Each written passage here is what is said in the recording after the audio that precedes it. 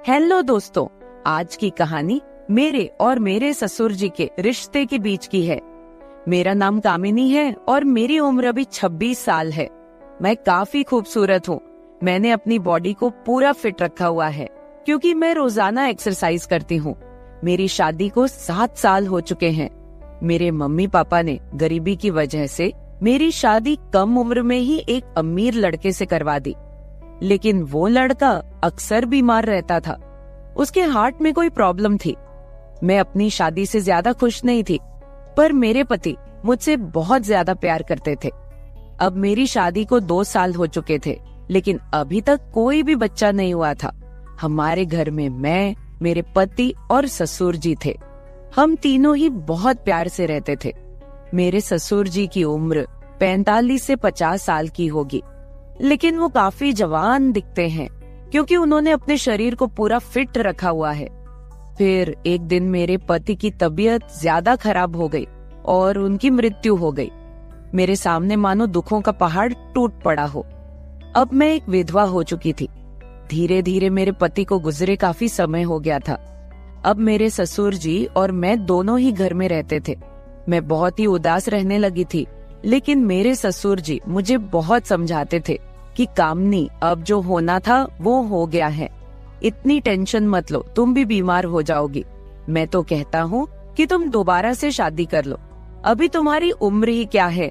पर साथ ही साथ वो मुझे अजीब सी नजरों से देखते थे। फिर मैं अपना घर चलाने के लिए जॉब करने लगी क्योंकि मेरे घर में अब कमाने वाला कोई नहीं बचा था। मैं दिन भर ऑफिस में रहती और शाम के 7 बजे तक घर आती। ससुर जी का बिजनेस ठीक ठाक चलता था, पैसों की कुछ खास चिंता नहीं थी।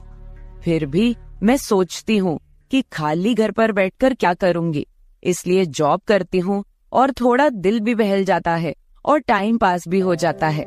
अब मेरे पति को गए हुए बहुत दिन हो चुके थे, इसलिए मैं उनकी मृत्यु के सदमे से थोड़ा थोड़ा बाहर निकल रही थी। ऑफिस की सहेलियों ने मुझे बहुत समझाया कि तुम शादी कर लो। मेरी एक बहुत अच्छी सहेली है, हम दोनों साथ साथ ऑफिस जाती हैं। एक दिन ऑफिस से निकलते वक्त मेरी सहेली ने मुझे घर पर बुलाया क्योंकि मेरे ऑफिस और घर के बीच ही मेरी सहेली का घर है। तो मैं उसके घर चली गई। हमने चाय पी और फिर इधर उधर की थोड़ी बातें की। मेरी सहेली ने कहा कि क्या तुझे पता है ऑफिस में क्या चल रहा है?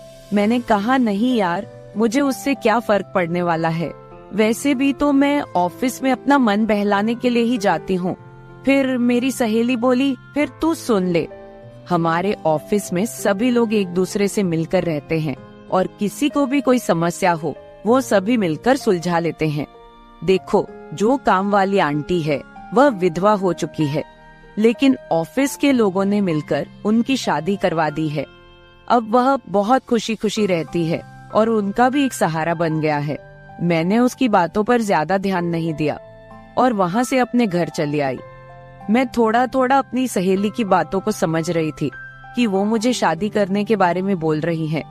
फिर मैंने घर आकर ससुर जी को खाना बनाकर दिया और खुद भी खाना खाया। मैं अपने कमरे में बैठी थी, मुझे नींद नहीं आ रही थी। सुबह के लगभग 10 बज रहे थे। आज रविवार था, मुझे ऑफिस नहीं जाना था। तभी मेरे दिमाग में मेरी सहेली के मुंह से सुनी हुई बातें चलने लगी। मैं सोच सोचकर परेशान सी होने लगी। फिर मेरे दिमाग में कुछ आया और मैं अपने ससुर जी के कमरे की ओर चली गई। जब मैं अपने ससुर जी के रूम में गई तो उनके हाथ में एक किताब थी। मुझे देखकर उन्होंने किताब को तकिए के नीचे रख दिया। मैंने देख लिए था कि ससुर जी कौन सी किताब देख रहे हैं। मैंने कहा, ससुर जी आप क्या पढ़ रहे हो? वह बोले, कुछ नहीं बहू, किताब देख रहा था बस। बताओ क्या बात है? मैं बोली, कुछ नहीं। ससुर जी मुझे आपसे कुछ जरूरी बात करनी है। उन्होंने कहा, हाँ बहू कहो क्या बात करनी है। मैंने कहा, ससुर जी बात थोड़ी अजीब है, मैं सोच रही थी कि आपसे कहूँ कि नहीं। उन्होंने कहा, अरे पहले तुम बोलो तो सही, क्या बात है? ऐसा कभी हुआ है कि तुमने कभी मेरे से कुछ मांगा हो और मैंने तुम्हें ला के ना दिया हो? तुम मेरा इतना ख्याल रखती हो, जो भी बात है खुलकर बोलो।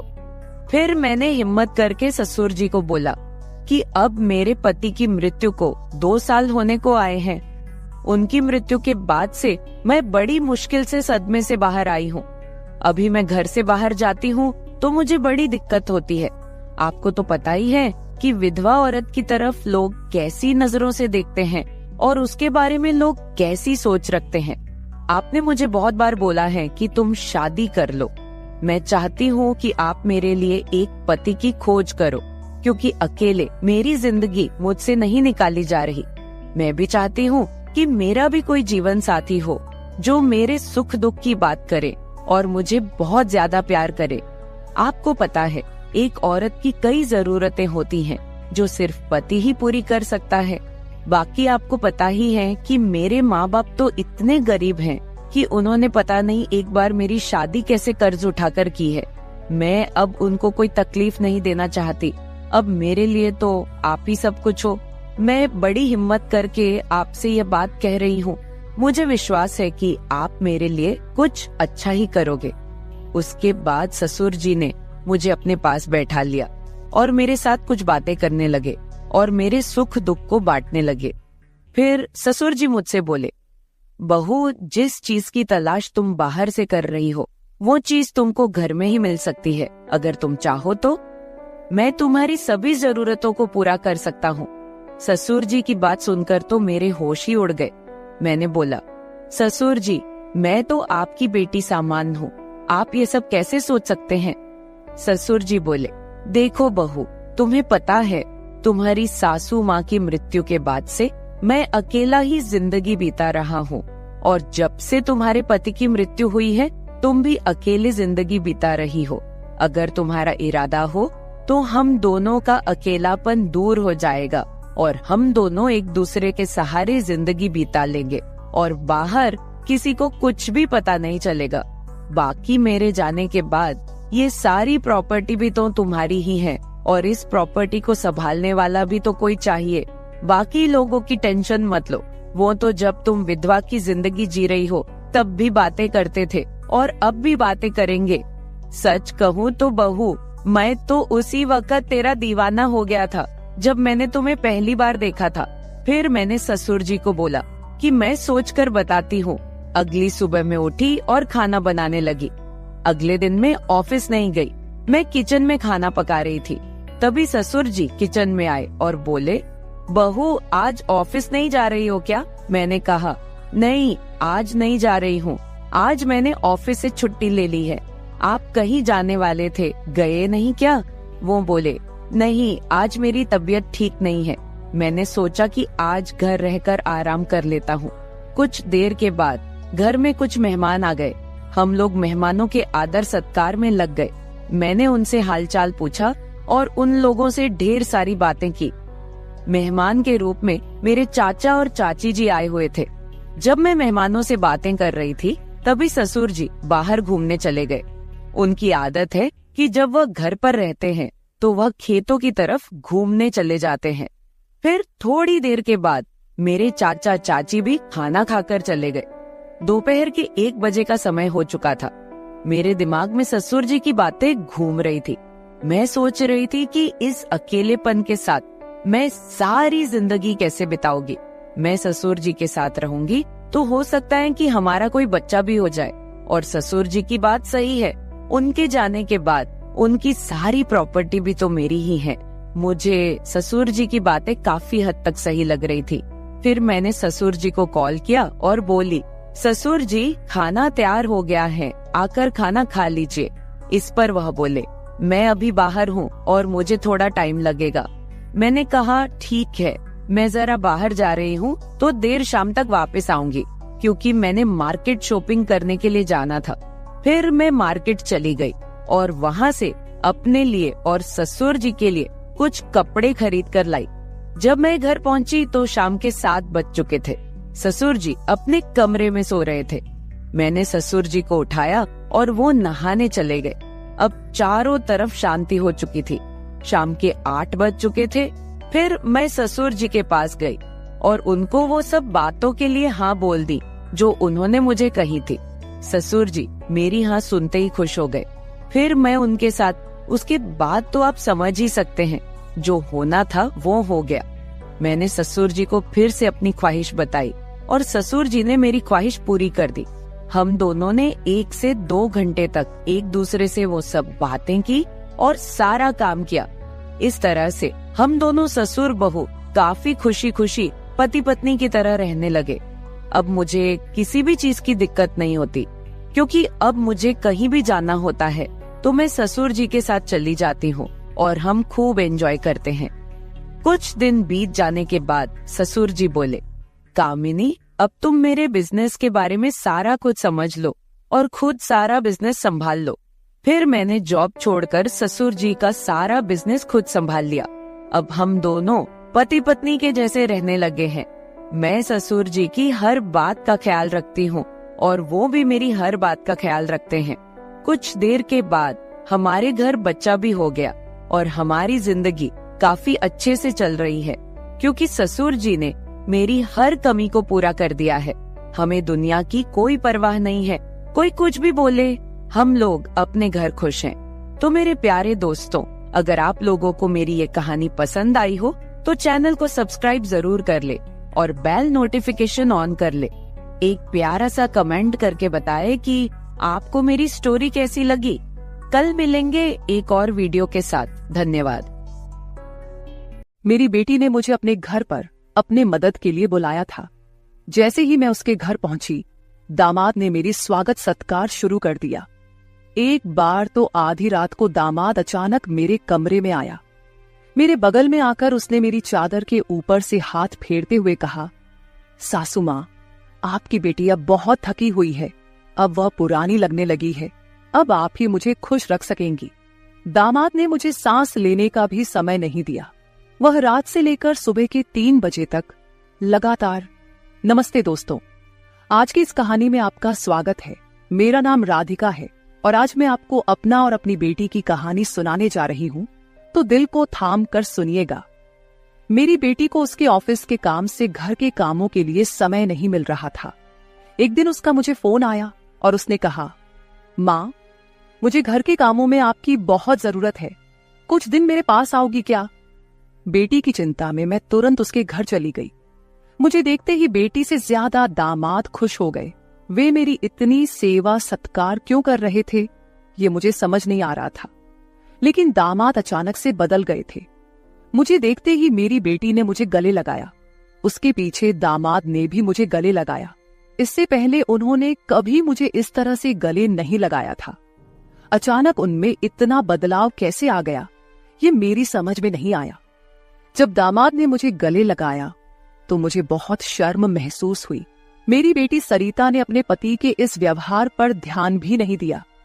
जैसे ही मैं बेटी के घर पहुंची, उसने मुझसे कहा कि वह मेरे हाथों से बनी उसकी पसंदीदा सब्जी खाना चाहती है। आते ही मैं फ्रेश होकर बेटी के किचन में चली गई। उस रात दामाद और बेटी दोनों बड़े चाव से खाना खा रहे थे। खाना खत्म होते ही सरिता बोली, माँ, आज आपके हाथ का खाना खाकर बहुत अच्छा लगा। उसके कहने पर दामाद ने भी हामी भरते हुए कहा, मुझे तो ऐसा लग रहा है जैसे बहुत दिनों बाद पेट भरकर खाया हो। दामाद ने मेरी तारीफ किया तो सरिता ने अपने पति को गुस्से से देखना शुरू कर दिया। वह बोली, सुमित, मेरी माँ के सामने मेरी बुराई मत करो। तुम ऐसा बोल रहे हो जैसे मैं रोज खाना बनाती ही नहीं हूँ। क्या तुम रोज बाहर मेस में खाते हो? उन दोनों के बीच तू मैं शुरू हो गई। तब मैंने दोनों को शांत करते हुए कहा, सरिता, छोटी छोटी बातों को बड़ा मत बनाओ। दामाद तो बस मजाक में तुम्हारे सामने मेरी तारीफ कर रहे होंगे। वैसे भी रोज तो मैं यहाँ नहीं रहती, तुम ही अपने पति का ख्याल रखती हो। शायद वे सिर्फ हंसी मजाक कर रहे हों। मैंने अपनी बेटी से यह कहा क्योंकि मैं दामाद को कुछ कह नहीं सकती थी। खाना खत्म होते ही सरिता हाथ धोकर अपने कमरे में चली गई।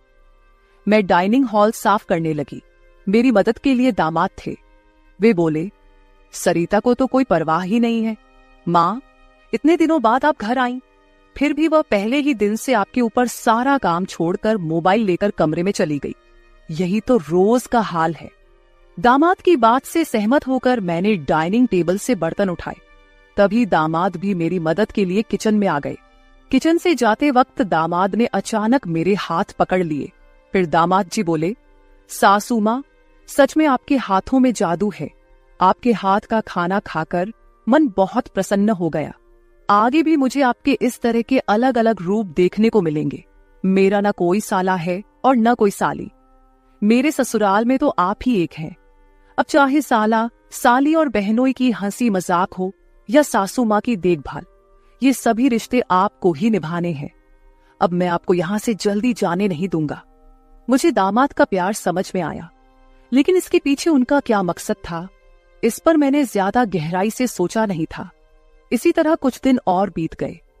मुझे बेटी के घर आए कुछ ही दिन हुए थे, तभी मैंने महसूस किया कि उन दोनों पति पत्नी के बीच कुछ ठीक नहीं था। लगातार 3 दिन से मुझे रात को उनकी बड़बड़ाहट और दामाद की आवाज उनके कमरे से सुनाई दे रही थी। वह बात प्रेम की तो बिल्कुल नहीं थी। उन दोनों के बीच कुछ गड़बड़ थी, ये मुझे साफ महसूस हो रहा था, क्योंकि जब से मैं वहां आई थी मैंने उन्हें कभी साथ में हंसते खेलते नहीं देखा था। एक दिन शाम को सरिता ऑफिस से जल्दी घर आ गई। उसे घर पर देख मैं 2 कप कॉफी लेकर उसके कमरे में चली गई। मुझे उससे थोड़ी बात करनी थी। कॉफी का बहाना लेकर मैं उसके कमरे में गई। मैंने उसके हाथ में कॉफी का कप दिया, लेकिन वह मुझसे बात करने के बजाय मोबाइल में व्यस्त थी। तब मैंने उसका मोबाइल खींचते हुए बोली, सरिता, क्या मुझे यहाँ बुलाने का मकसद यही है कि मैं तुझे मोबाइल खेलते हुए देखूं? मैं आई हूं और तू मुझसे 2 मिनट भी बैठकर बात नहीं कर रही। अरे 2 शब्द मां से तो बोल, और अगर तुझे बात नहीं करनी तो मुझे तुझसे बात करनी है। जैसे ही मैंने उसका मोबाइल छीन लिया, उसका ध्यान मेरी ओर हो गया। वह बोली, बोलो मां, तुम्हें मुझसे क्या इतना जरूरी बात करनी है? तब मैंने उससे कहा, सरिता, तू खुद को इतनी कूल दिखाती है, क्या सच में तू वैसी ही है? क्या सच में तुम्हारे घर का माहौल इतना कूल है? मेरी बातों पर सरिता के चेहरे पर एक सवालिया निशान उभर आया। वह बोली, मां, तुम क्या बोल रही हो? मुझे तो कुछ समझ में नहीं आ रहा। जो बोलना है सीधे बोलो। अब तुम टीचर नहीं हो और ना मैं तुम्हारी स्टूडेंट, जो तुम मुझसे इतने सख्ती से बात कर रही हो। सरिता के कंधे पर हाथ रखकर मैंने उससे कहा, अरे पिछले 3 दिनों से रात को मुझे तुम्हारे कमरे से तुम दोनों की बड़बड़ाहट सुनाई दे रही है। क्या तुम दोनों के बीच सब कुछ ठीक है? अभी तुम्हें बच्चा भी होना है। अभी से ही तुम्हारे बीच अनबन शुरू हो गई है। अभी तो तुम्हें साथ में पूरा जीवन बिताना है। ये सही तरीका नहीं है। मेरी बातों का जवाब देते हुए सरिता बोली, मां, मुझसे कहने के बजाय समीर से कहो, क्योंकि हमेशा वही झगड़ा शुरू करता है। उस दिन भी देखा ना, कैसे वह खाने की टेबल पर मुझे कुछ भी बोल रहा था। फिर वह बोली, मां, अब तुम ही बताओ, मैं ऑफिस में भी थक जाती हूँ। ऊपर से घंटों ट्रैफिक में फंसकर घर आना पड़ता है। अब 3 दिन से तुम घर आई हो तो मुझे थोड़ी राहत मिली है, नहीं तो रोटियां बेलते वक्त भी मेरी आंख लग जाती थी। अब इतनी थकान के बाद भी मैं समीर को कैसे समय दूं? समीर तो कुछ समझने को तैयार ही नहीं है, और वैसे भी तुम्हें यहां बुलाने का आइडिया उसी का था। वह कह रहा था कि सासू मां के आने से तुम्हें भी थोड़ा आराम मिलेगा। तुम यहां आई हो तो उसकी खाने की शिकायतें भी थोड़ी कम हो गई हैं, नहीं तो हर बात में ये ऐसा और वो वैसा ही चलता रहता था। तुम्हें बुलाने से पहले वह कह रहा था कि जब मेरी सासू मां आएंगी तो मैं उनसे सारी ख्वाहिशें पूरी करवाऊंगा। अब तुम्हारे दामाद को तुमसे क्या ख्वाहिशें पूरी करवानी है, ये तुम ही देख लो। उसकी शिकायतों से तो मुझे थोड़ी राहत मिल गई है। सरिता की बातें सुनकर मुझे लगा कि सच में उसे काम से समय नहीं मिल पाता होगा, इसलिए समीर को खाने पीने की परेशानी हो रही होगी, और शायद इसलिए उन्होंने मुझे कुछ दिनों के लिए बुला लिया होगा। लेकिन दामाद को मुझसे और भी ख्वाहिशें पूरी करवानी थीं, इसका मुझे कोई अंदाजा नहीं था। सरिता की बातें सुनकर मुझे लगा कि उनके बीच सामान्य झगड़े हैं जो वे खुद सुलझा लेंगे, इसीलिए आगे मैंने सरिता को और नहीं समझाया। जैसे ही मैं उसके कमरे से बाहर निकली, मुझे दामाद की गाड़ी का आवाज सुनाई दिया। उस दिन समीर भी जल्दी घर आ गए थे। उन्हें घर में देखकर मैंने कहा, आज आप जल्दी आ गए, चलो अच्छा हुआ। आज तुम दोनों बाहर जाकर डिनर कर लो, घर में संभाल लूंगी। उन्हें थोड़ा बाहर घूमने फिरने का मौका मिलेगा, इसलिए मैंने उन्हें डिनर के लिए बाहर जाने को कहा। लेकिन दामाद ने कहा, सासू माँ, होटल जाने की जरूरत नहीं है। आज मेरे बॉस का 50वां जन्मदिन है। बॉस ने जन्मदिन के मौके पर एक 5 स्टार होटल में पार्टी रखी है और हमें खास तौर पर उस पार्टी में बुलाया गया है। समीर की बात सुनकर मैंने कहा, अरे वाह, तो फिर तुम दोनों जल्दी से अच्छे से तैयार हो जाओ और साथ में पार्टी में जाओ। तब दामाद जी बोले, सासू माँ, हम दोनों अकेले नहीं जाएंगे। बॉस ने पूरे परिवार को बुलाया है और आप भी हमारे परिवार हैं, इसलिए आप भी हमारे साथ चलो। तब सरिता भी मुझसे जिद करने लगी। उसने कहा, माँ, घर पर तुम अकेले बैठी क्या करोगी? तुम भी हमारे साथ चलो, तुम्हें भी अच्छा लगेगा। एक तो जब से तुम यहाँ आई हो, मैं तुम्हें कहीं बाहर घुमाने भी नहीं ले जा पाई। मैं छुट्टी लूंगी तो लूंगी, पर अभी तो तुम हमारे साथ बाहर चलो, कम से कम तुम्हारा भी मन थोड़ा हल्का हो जाएगा। उन दोनों का इतना जोर बढ़ गया कि मुझे भी उनके साथ जाने के लिए तैयार होना पड़ा। मैं हमेशा कहीं भी जाती थी तो अपने साथ 1-2 पार्टी वियर कपड़े रखती थी। इस बार भी मैंने पिंक रंग की नेट वाली साड़ी साथ रखी थी। मैंने वही साड़ी पहनकर अच्छे से तैयार होकर कमरे से बाहर आई। जैसे ही मैं बाहर आई, दामाद मुझे लगातार देखने लगे। वो मुझे ऊपर से नीचे तक नजर फेरने लगे। उन्होंने कहा, आज आपको सासू माँ कहने में मुझे शर्म आ रही है, क्योंकि आप किसी भी तरह से उम्रदराज नहीं लग रही हैं। आज तो आप किसी हीरोइन से कम नहीं लग रही हैं। दामाद की बातों पर मुस्कुराते हुए मैं बाहर गाड़ी के पास चली गई। कुछ देर बाद घर को लॉक करके बेटी और दामाद भी बाहर आ गए। दामाद मेरी तारीफ कर रहे थे, लेकिन सरिता का ध्यान उस पर नहीं था। लेकिन जैसे ही पार्टी में गए और दामाद के बॉस हमारे पास आए, उन्होंने मुझे देखकर समीर से कहा, समीर, तुम्हारी साली तो बहुत ही सुंदर है। इस पर समीर कुछ बोलते उससे पहले ही सरिता बोली, बॉस, ये समीर की साली नहीं है, ये तो माँ है, ये समीर की सास है। हमारे रिश्ते को सुनकर बॉस चौंक गए। उन्होंने कहा, आपकी खूबसूरती और जवानी को देखकर ऐसा बिल्कुल नहीं लगा कि आप सासू माँ हो सकती हैं। बॉस ने अपनी गलती स्वीकारते हुए मुझसे माफी मांगी और वहां से चले गए। बॉस के जाते ही दामाद मेरी तारीफ करने लगे। उन्होंने कहा, सच में सासू माँ, आज तो आप सरिता से भी ज्यादा खूबसूरत लग रही हैं। सच में पत्नी तो ऐसी होनी चाहिए। ऐसा कहकर दामाद ने मेरे हाथ पर ताली मारी और हंसने लगे। लेकिन उनकी इस मजाक पर सरिता गुस्से से मेरी ओर देखने लगी। अब मुझे धीरे धीरे दामाद की नजरों का एहसास होने लगा था। कुछ देर बाद हम घर जाने के लिए निकल पड़े। घर पहुंचते ही सरिता और मैं एक साथ गाड़ी से उतरे। गाड़ी से उतरते ही सरिता ने मुझसे कहा, माँ, आज के बाद तुम्हें इतना सजने संवरने की कोई जरूरत नहीं है। थोड़ा अपनी उम्र के हिसाब से रहना सीखो। गुस्से में तीखे शब्द बोलते हुए सरिता पैर पटकती हुई घर के अंदर चली गई। मुझे उसका गुस्सा कुछ समझ नहीं आया। असल में मुझे तो किसी भी बात पर गुस्सा आने का सवाल ही नहीं था। फिर भी सरिता मुझसे नाराज होकर पैर पटकते हुए घर के अंदर चली गई थी। नादान लड़की सोचकर मैंने उसकी बातों को नजरअंदाज किया और घर में जाकर अपने कमरे में चली गई।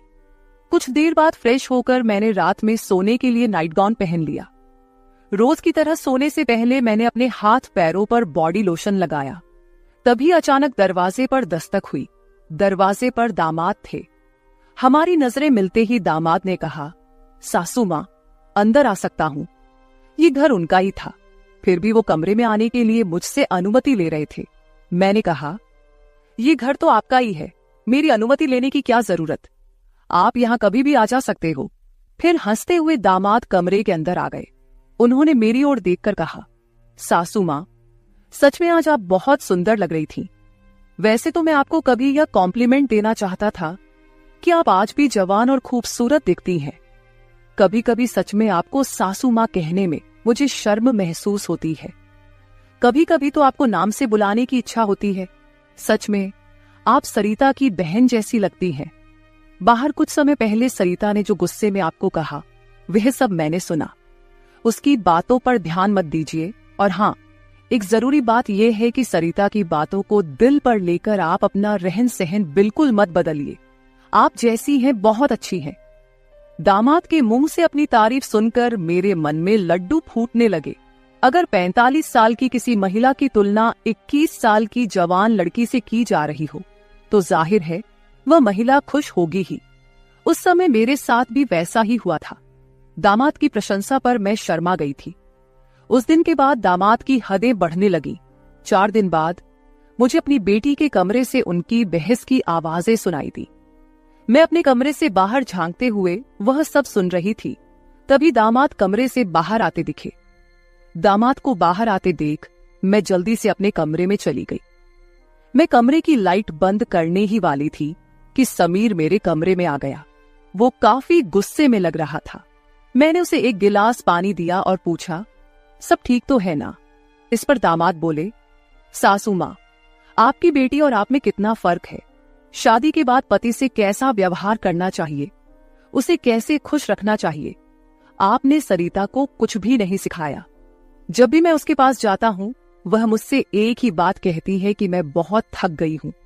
आपकी बेटी अब पूरी तरह बूढ़ी दिखने लगी है, उसके सामने आप जवान लगती हैं। कहाँ आपकी जवानी और कहाँ सरिता की समय से पहले आई बुढ़ापा। मैंने शांत रहकर समीर की सारी बातें चुपचाप सुनी। उनकी बातें खत्म होते ही मैंने उसे समझाते कहा, दामाद जी, आप गुस्सा मत कीजिए। सरिता अपने ऑफिस के काम में पूरी तरह थक जाती है, इसलिए वह थोड़ी परेशान हो गई है। कुछ दिन आप दोनों बाहर घूमने चले जाइए, सब कुछ ठीक हो जाएगा। काम की भाग दौड़ में खुद के लिए भी समय निकालना जरूरी है। इस पर दामाद बोले, मैं तो सब कुछ करने के लिए तैयार हूँ, लेकिन आपकी बेटी को ऑफिस से छुट्टी लेने की इच्छा होगी, तभी मैं भी उसके साथ कहीं जा सकूंगा। मैंने फिर से दामाद को समझाया और उनके हाथ में पानी का गिलास दिया। दामाद से बात करते हुए अनजाने में मेरा हाथ उनके पैर पर रख दिया गया। अचानक दामाद ने अपने पैर पर रखा मेरा हाथ अपने हाथ से पकड़ा और मेरे हाथ से गिलास को एक ओर रखते हुए दूसरे हाथ से मेरे चेहरे से बाल हटाकर बोले, सासू माँ, आप सच में बहुत सुंदर हैं। आपको देखकर तो सरिता को देखने की इच्छा ही नहीं होती। कहाँ आपके चेहरे का तेज और कहाँ सरिता की झुर्रियां। दामाद मेरे सामने मेरी बेटी की बुराई कर रहे थे। मैंने उन्हें कहा, आप मेरी सुंदरता की तारीफ कर रहे हैं, इसके लिए धन्यवाद, लेकिन जिस लड़की के बारे में आप बुरा भला कह रहे हैं वह मेरी बेटी है, ये मत भूलिए। दामाद बोले, सासू माँ, मैं कुछ गलत नहीं कह रहा हूँ, जो सच है वही कह रहा हूँ। अब सरिता बूढ़ी दिखने लगी है तो क्या करूं? आपके सामने वह सच में फीकी पड़ती है। आपकी सुंदरता बेहद मनमोहक है। बोलते बोलते दामाद की नजर मुझ पर टिकने लगी थी। तब मैंने उनसे कहा, अब काफी रात हो गई है, आपको जाकर सो जाना चाहिए, नहीं तो सरिता यहाँ आ गई तो वह और नाराज हो जाएगी। मैंने दामाद को जैसे तैसे अपने कमरे से बाहर किया, नहीं तो वह रात भर मेरे कमरे में ही बैठे रहते। खैर, जो भी हो, लेकिन समीर ने मेरी जो प्रशंसा की वह मुझे बहुत पसंद आई। अगले दिन शाम को जब दामाद ऑफिस से घर आए तो उन्होंने कहा, सासू माँ, कल मुझे 2 टिफिन पैक कर दीजिए, और वो भी भरकर। जब से आप मेरा टिफिन बना रही हैं, ऑफिस में मेरी क्रेडिट कुछ ज्यादा ही बढ़ गई है। मेरे दोस्त रोज मेरे टिफिन की तारीफ करते रहते हैं, और आज तो मेरे बॉस ने भी मेरी तारीफ की। सबको लगा कि मेरी पत्नी ने इतना अच्छा खाना बनाया है, लेकिन मैंने सबका भ्रम दूर कर दिया और उन्हें बताया कि यह जादू मेरी पत्नी के हाथों में नहीं, बल्कि मेरी सासू माँ के हाथों में है। कल मेरे बॉस ने आपसे टिफिन मांगा है, और हाँ, टिफिन के साथ आप भी अच्छे से तैयार रहिएगा, क्योंकि बॉस ने आपको भी मिलने के लिए बुलाया है। मेरे दोस्तों को भी आपसे मिलने की इच्छा है। दामाद मेरी तारीफों के पुल बांध रहे थे, तभी सरिता वहीं बैठी थी। बातें करके समीर डाइनिंग हॉल से बाहर चले गए। मैं भी किचन में रात का खाना बनाने जाने लगी। तभी सरिता ने कहा, माँ, तुम्हें अपने दामाद के सामने ज्यादा कूल बनने की कोशिश नहीं करनी चाहिए। मैंने तुम्हें उसी दिन समझाया था कि तुम्हें अपनी उम्र के हिसाब से रहना चाहिए। अब ना तुम नौकरी करती हो, ना पापा है, तो तुम्हें इन सब नखरों की क्या जरूरत है। कल तुम समीर के ऑफिस जा ही रही हो तो एकदम साधारण और सादगी से जाओ। मुझे तुम्हारा यह टाप टिप रहना बिल्कुल अच्छा नहीं लगता। मेरी अपनी बेटी मुझ पर हुक्म चलाने लगी थी। उस समय मुझे सरिता की बातों पर बहुत गुस्सा आया। मैंने उससे कहा, सरिता, उस दिन मैंने तुम्हें बच्चा समझकर कोई जवाब नहीं दिया। लेकिन अब तुम्हारी हिम्मत बढ़ती जा रही है। याद रखना, मैं तुम्हारी मां हूं, ये मत भूलना। मुझसे बात करते समय अपनी जुबान का ख्याल रखो। एक बात तो तुम्हें भी अच्छे से पता है कि मुझे हमेशा से टाप-टिप रहने की आदत है। मैं अपनी आदत किसी के कहने से नहीं बदलूंगी। इंसान जितना अच्छा रहता है उतना ही फ्रेश दिखता है, यही मेरा मानना है। तुम चाहे कुछ भी कहो, मैं अपनी रहन सहन नहीं बदलने वाली। अगर किसी को बदलना है तो तुम खुद को बदलो, अपना चिड़चिड़ा स्वभाव बदलो।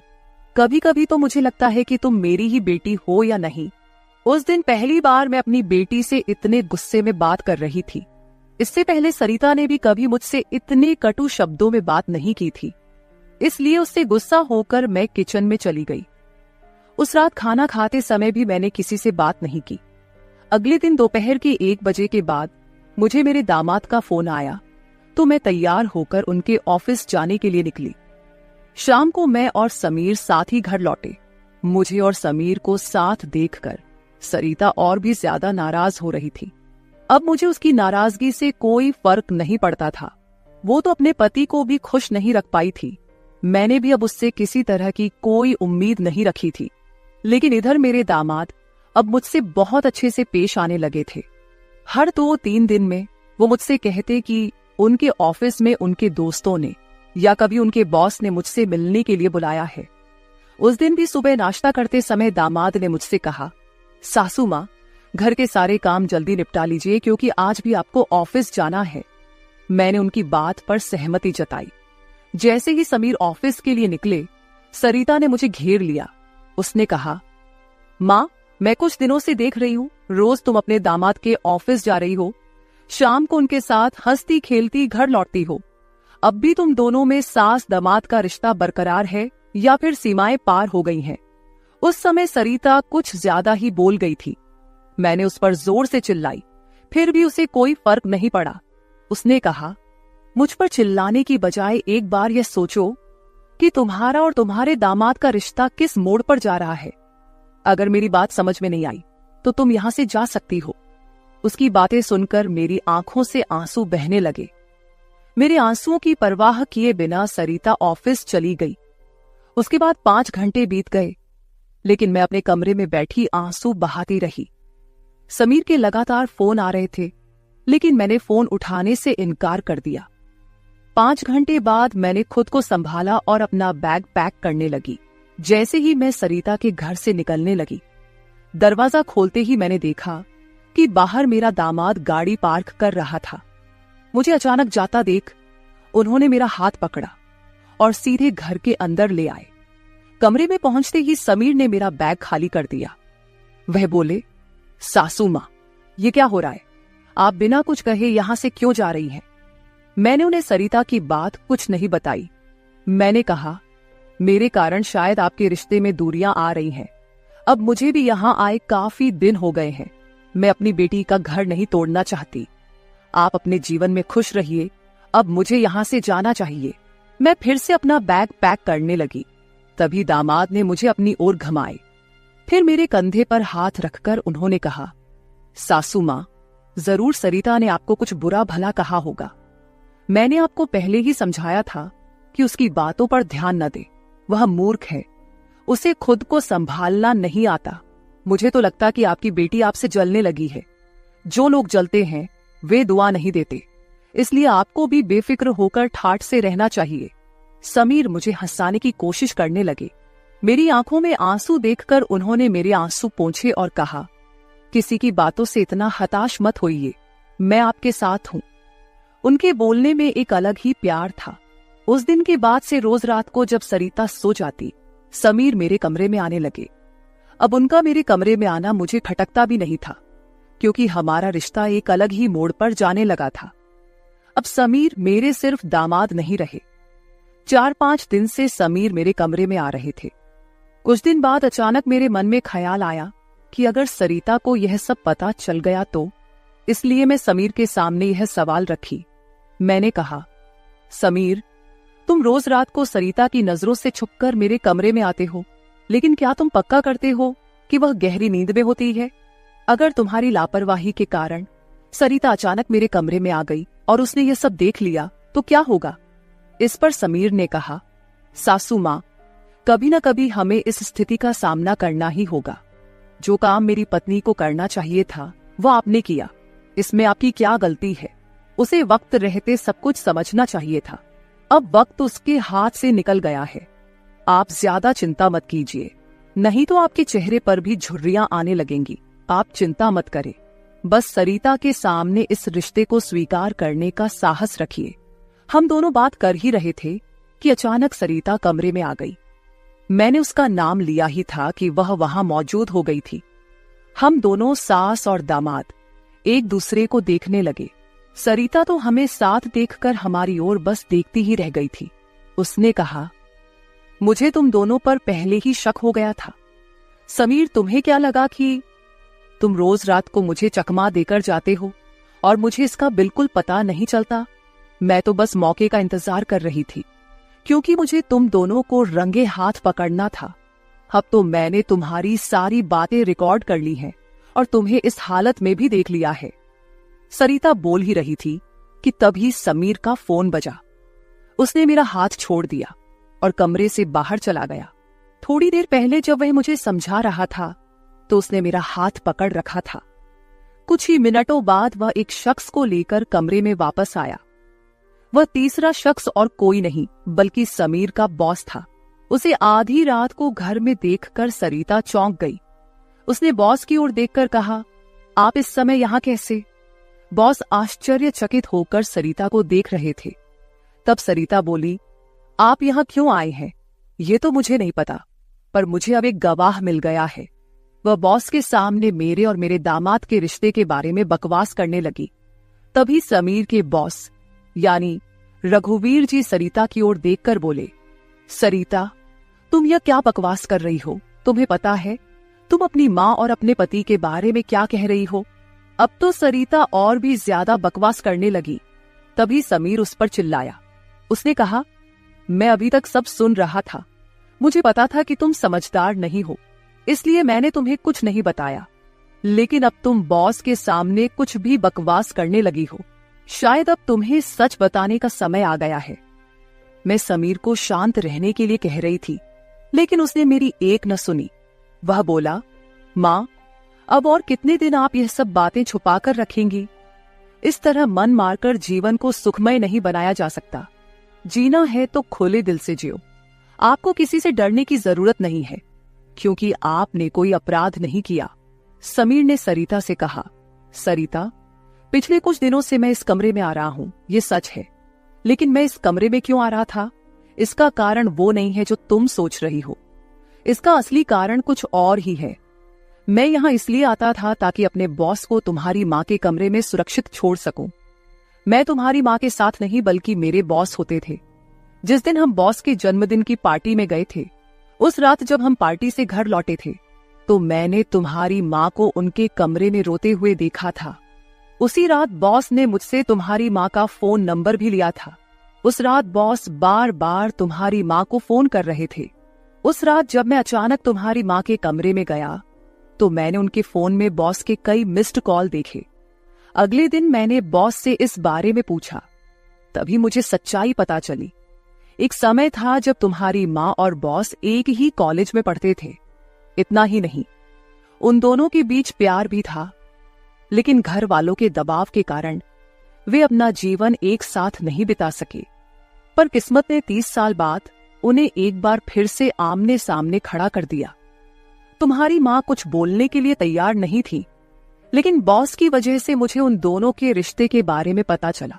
तब से मैंने जानबूझकर कभी दोस्तों का बहाना बनाया तो कभी बॉस का, ताकि तुम्हारी माँ और बॉस को एक दूसरे से मिलवा सकूं। धीरे धीरे मैंने तुम्हारी माँ के चेहरे पर खुशी देखनी शुरू की। वह भी अपना पुराना रिश्ता जीने लगी, लेकिन तुमने इसे गलत समझा और माँ पर गलत आरोप लगाए। तुम्हारे आरोपों के बाद तुम्हारी माँ ने घर से बाहर निकलना बंद कर दिया। तब से मैंने इस प्रेमी जोड़े की मुलाकात अपने घर में ही करानी शुरू कर दी। तुम्हारी माँ जानती थी कि तुम इस उम्र में उनके और बॉस के रिश्ते को स्वीकार नहीं करोगी, इसलिए उन्होंने कभी तुमसे खुलकर बात नहीं की। लेकिन अब मुझे लगता है कि उन्हें अपनी जिंदगी का फैसला खुद करने देना चाहिए। सरिता बोली, समीर, तुम मेरी माँ को उनके प्रेम से मिलने के लिए इतना प्रयास कर रहे थे, तुम दामाद होकर भी कोई आपत्ति नहीं कर रहे थे और मेरी माँ को एक बार फिर से जीने का मौका दे रहे थे। मैं आगे बढ़ी और सरिता से आंसू भरी आंखों के साथ बोली, मुझे माफ कर दे बेटी, मुझे इस उम्र में यह सब नहीं करना चाहिए था, मुझे रघुवीर से फिर से नहीं मिलना चाहिए था। लेकिन तू चिंता मत कर, सुबह होते ही मैं यहां से चली जाऊंगी। मैं रघुवीर से कभी नहीं मिलूंगी। इस उम्र में मुझे यह बातें तुम्हारे मुंह से सुनने से पहले ही मैं यहां से चली जाती हूं। मेरी आंखों में आंसू देखकर सरिता बोली, मां, मुझे माफ कर दो, मैंने तुम्हें समझा ही नहीं, ना मैंने कभी तुम्हारे अकेलेपन को महसूस किया। अब वो समय तो बीत गया, पर अगर तुम मेरे लिए जी सकती हो तो फिर मैं तुम्हारी खुशी में क्यों नहीं शामिल हो सकती। तुम्हारे समय में दादा ने तुम्हारी शादी नहीं होने दी होगी, लेकिन अब मैं उनके नक्शे कदम पर नहीं चलूंगी। मैं तुम्हें और बॉस को आपके आगे के जीवन के लिए ढेर सारी शुभकामनाएं देती हूं। बॉस मुझे मेरे पिता के रूप में स्वीकार है। बेटी की सहमति सुनकर मेरी आंखों में आंसू भर आए। रघुवीर भी मेरी तरह ही अपने जीवन में अकेले थे। अगले 3 दिनों के भीतर मेरी और रघुवीर की रजिस्टर्ड मैरिज मेरी बेटी और दामाद की मौजूदगी में हो गई। शायद ये पहली बार हुआ होगा कि एक बेटी ने अपनी मां की विदाई की थी। मेरी विदाई के समय मैंने सरिता को एक सीख दी। मैंने उससे कहा, सरिता, पैसा सब कुछ नहीं होता, इसीलिए हमेशा पैसे के पीछे भागना छोड़कर कभी अपने परिवार पर भी ध्यान देना चाहिए। कर्तव्यों से भागकर ना तो जीवन पूरा होता है, ना ही खुशियां मिलती हैं। अब समय आ गया है कि तुम अपनी जिम्मेदारियों पर ध्यान दो। सरिता ने मुझसे वादा किया कि आगे से वो अपने घर की जिम्मेदारियों को निभाने में पीछे नहीं हटेगी। मेरी विदाई होते ही सरिता ने पूरे 20 दिनों की छुट्टी ली। शादी के 2 साल बाद मेरी बेटी और दामाद एक बार फिर हनीमून पर गए। तो दोस्तों, शादी और प्यार की कोई उम्र नहीं होती। जहां दिल मिलते हैं वहीं रिश्ते भी अपने आप बन जाते हैं। बस जरूरत होती है एक दूसरे को समझने की। तो मेरे प्यारे दोस्तों, यह थी हमारी आज की छोटी सी कहानी। आपको ये कहानी कैसी लगी कमेंट करके जरूर बताएं। अगर आप ऐसी ही और भी इंटरेस्टिंग और रोमांटिक कहानियां सुनना चाहते हो तो चैनल को सब्सक्राइब जरूर कर ले और बेल आइकॉन ऑन कर ले, ताकि आपको मेरी आने वाली नई वीडियो की सूचना तुरंत मिल सके। कल मिलेंगे एक और नई कहानी के साथ। धन्यवाद।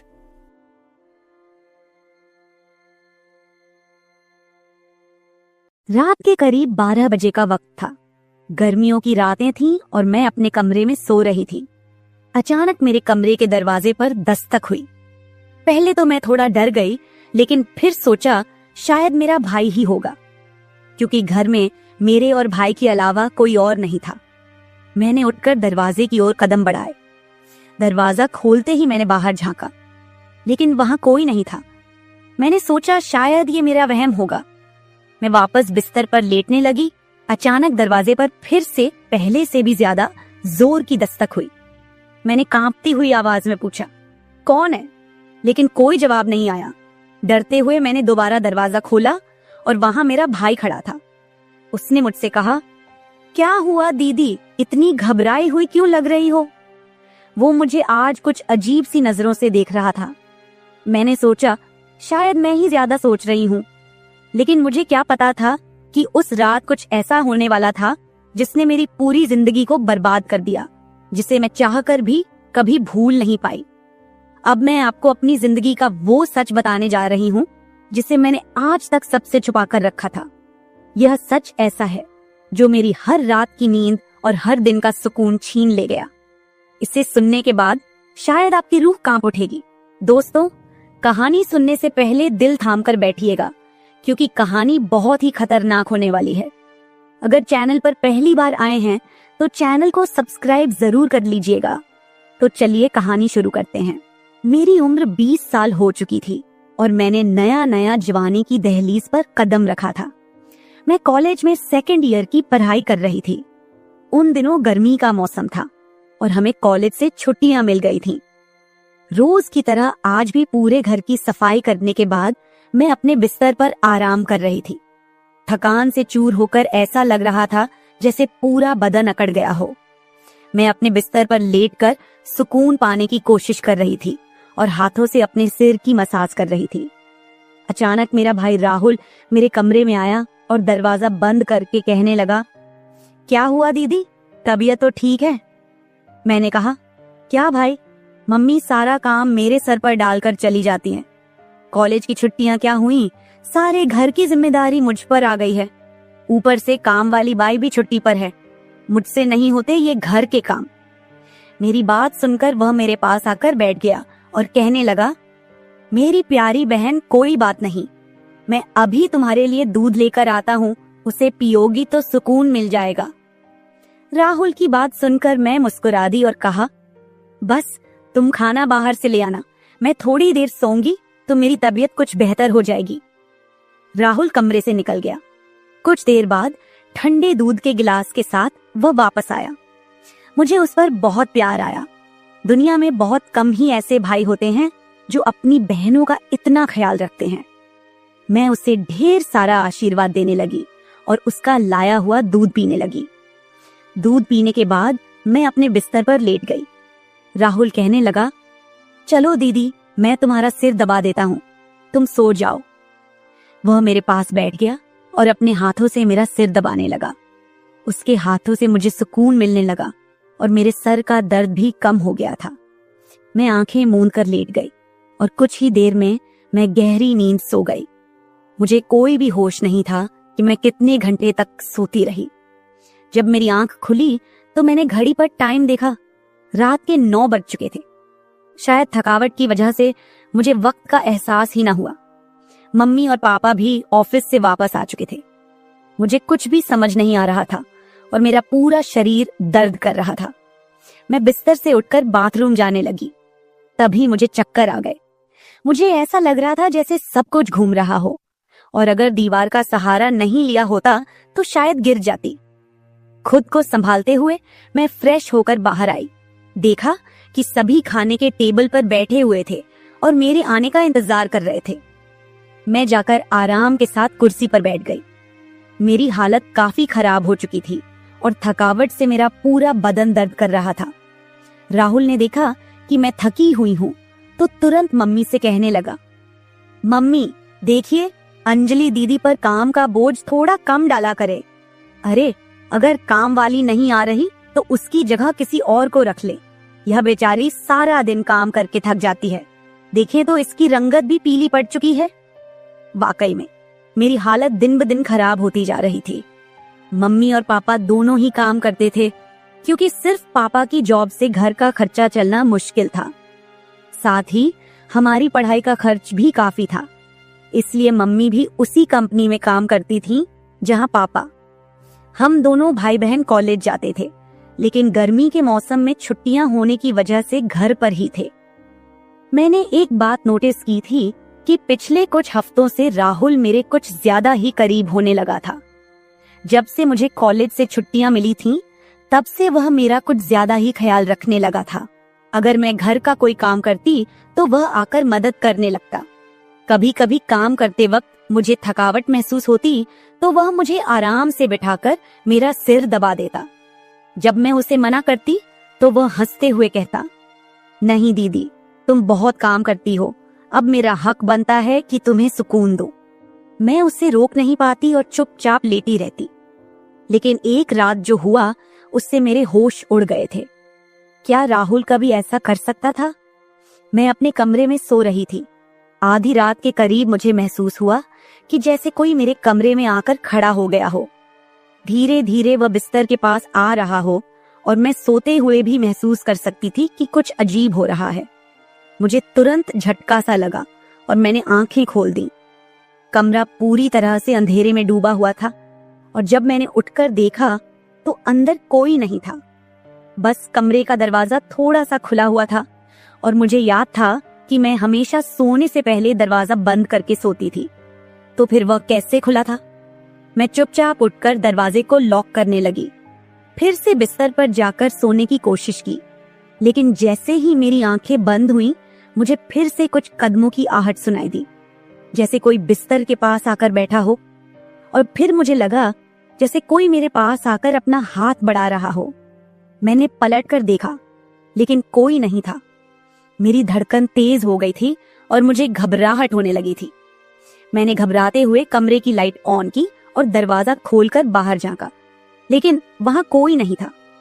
आज से पहले ऐसा कभी नहीं हुआ था जो अब हो रहा था। मुझे प्यास लगी तो मैं कमरे का दरवाजा खोलकर बाहर निकली। उसी वक्त राहुल भी अपने कमरे से बाहर निकला। मुझे देखकर उसने पूछा, क्या बात है, आप अभी तक जाग रही हैं? मैंने जवाब दिया, कुछ नहीं, बस ऐसा महसूस हुआ जैसे कमरे में कोई मौजूद हो। पानी पीकर मैं दोबारा कमरे में आई और पीछे पीछे वह भी आ गया। उसने कहा, आपको डरने की जरूरत नहीं है। अगर आपको डर लग रहा है तो मैं आपके पास सो जाता हूँ। मैंने उसे मना किया, नहीं, तुम्हें परेशान होने की जरूरत नहीं है, जाओ और आराम करो। लेकिन वह जिद करने लगा कि मैं आपको अकेला किसी भी हाल में नहीं छोड़ सकता। आपकी तबीयत खराब हो सकती है, मैं आपको तकलीफ में नहीं देख सकता। आप सो जाएं, मैं यही सो जाता हूँ। आखिरकार उसकी जिद के आगे मुझे झुकना पड़ा। मैं बिस्तर पर लेट गई और उसने भी सोफे पर तकिया रखा और मेरे पास में ही सो गया। लेकिन उस रात मुझे ऐसा महसूस हुआ जैसे कोई मेरी ओर काफी देर तक ध्यान से देखता रहा हो। उसने मेरे बालों को सहलाया, मेरे चेहरे पर उंगलियां फेरी और मैं सो रही थी। अगली सुबह जब मैं उठी तो मेरा मूड बड़ा अजीब था, लेकिन जब मैंने अपने आप पर गौर किया तो मैं हैरान रह गई। शुक्र था कि मैंने अपने आप को दुपट्टे से ढक रखा था। मेरी कमीज बेतरतीब हो चुकी थी। मुझे हैरत हुई क्योंकि आज से पहले मैं कभी इस तरह आराम से नहीं सोई थी। आज मैं बहुत खुश महसूस कर रही थी, न जाने क्या वजह थी। मैंने अपने भाई की तरफ देखा तो वह भी बहुत खुश था। मैंने उसको पूछा, तुम आज इतने खुश क्यों हो? तो कहने लगा, जिसको आप जैसी बहन मिल जाए वो क्यों ना खुश हो।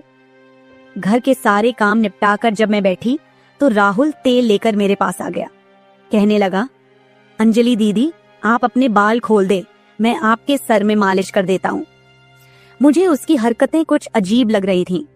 मैंने कहा, ये तुम्हारा काम नहीं है, जाओ अपनी पढ़ाई करो, मुझे मालिश की जरूरत नहीं है। मगर उसने मेरी बात नहीं मानी और खुद ही मेरे बालों से कैचर उतार कर कहने लगा, आप नखरे मत किया करो, किस्मत वालों को ही ऐसे भाई मिलते हैं। जब आपका भाई आपके खूबसूरत रेशमी बालों में मसाज करना चाहता है तो आपको क्या समस्या हो सकती है? आ जाइए, मैं आपके सर की मसाज कर देता हूँ, आपको बहुत सुकून मिलेगा।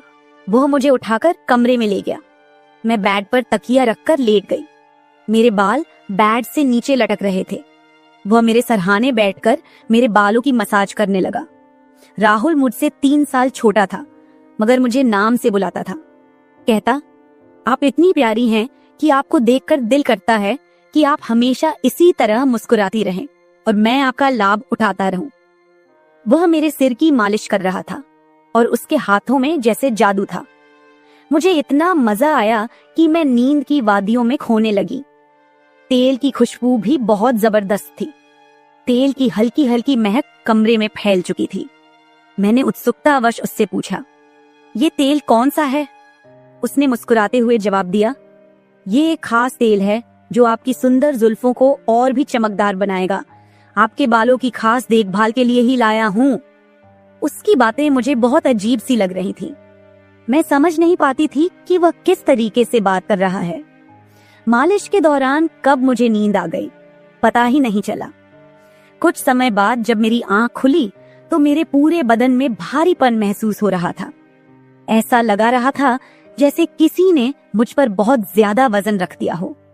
मेरी टांगों और हाथों में अजीब सा दर्द था, मानो घंटों तक मैं किसी भारी बोझ के नीचे रही हूं। पूरे बदन में दर्द सरायत कर रहा था। मैं धीरे धीरे उठकर बैठी और चारों तरफ नजर दौड़ाई। मेरे कपड़े हल्के हल्के गीले हो गए थे और पंखा भी बंद था। कमरे में गर्मी का एहसास हो रहा था। मैंने चक्कर खाती हालत में बेड से नीचे कदम रखा, मगर पैरों में जैसे जान नहीं थी। मैंने अपने भाई को देखा जो शांत और सामान्य नजर आ रहा था। लेकिन ये सब क्या हो रहा था? मुझे समझ नहीं आ रहा था कि आखिरकार ऐसा क्यों हो रहा है। बड़ी मुश्किल से खुद को घसीटते हुए मैं बाथरूम पहुंची और फ्रेश होकर आई। आईने में अपनी हालत